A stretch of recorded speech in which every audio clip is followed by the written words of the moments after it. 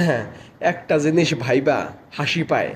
আফরান নিশুর কিছু কিছু বক্ত বলে আফরান নিশু নাকি বস। আফরান নিশুই নাকি বস। তাদেরকে বলতে চাই, আফরান নিশুর জন্মের আগে থেকে শাকিব খানকে আমরা বস বলি।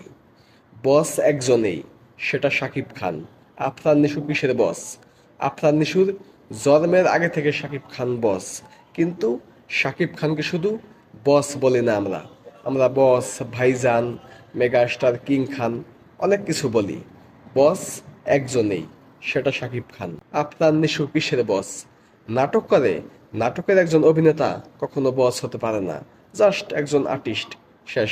শাকিব খানের ভক্তদের দেখা টাইটেল কপি করতেছো নাকি? বস মারাও। বস একজনই, শাকিব খান, অন্য কেউ না। হ্যাঁ, একটা জিনিস ভাইবা হাসি পায়। আফরান নিশুর কিছু কিছু বক্ত বলে আফরান নিশু নাকি বস।